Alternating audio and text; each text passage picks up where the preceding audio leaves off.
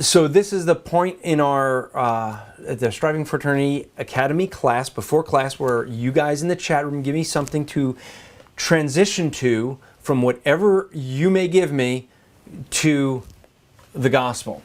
We actually have two things.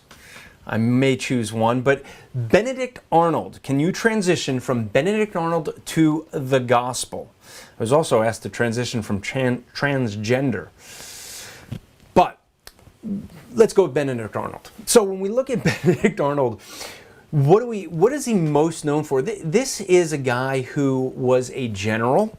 Most people know very little about him, other than the fact that he's known as a traitor. During the war, Benedict Arnold had felt that we should be siding with England. Halfway through the war, some think that he thought that England was going to win, but essentially he gave information to the enemy, and he has been known throughout American history as the classic example of a traitor. When people want to talk about a traitor, they call you a Benedict Arnold. And his name has been associated ever since with being a traitor.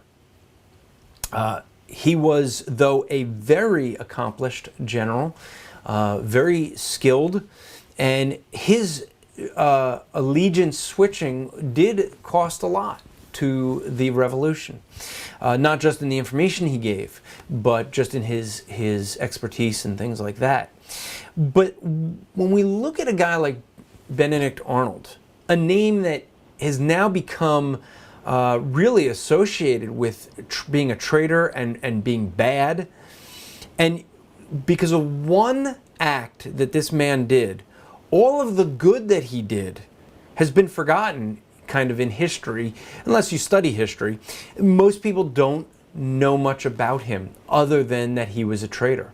And that is something that we have to realize, that one act in our life can define the rest of not only our life, but the way that people throughout history view us.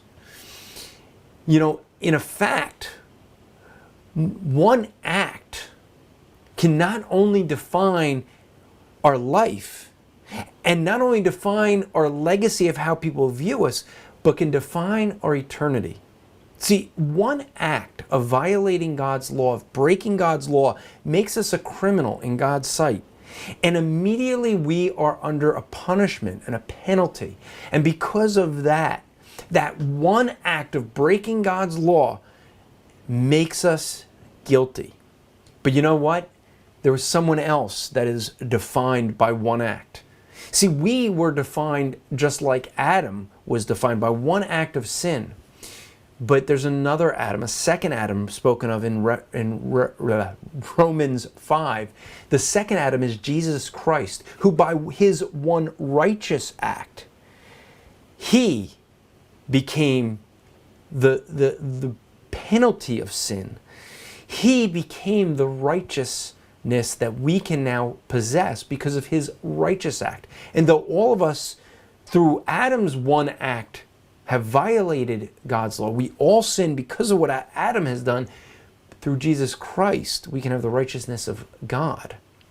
And through one act, if we trust in him, that one act that we might do of repenting, well, it's not really an act.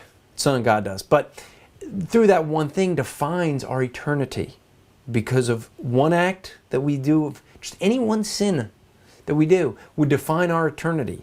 But turning to Christ can also define our eternity. So just like Benedict Arnold is known from one act in his life, so will we be known by one act in our lives. And the question is, how is your life going to end? Will you end up being defined by the act of sin, or end up being defined by Christ's act of righteousness? That's how I would transition from Benedict Arnold to the gospel. How would you go about it?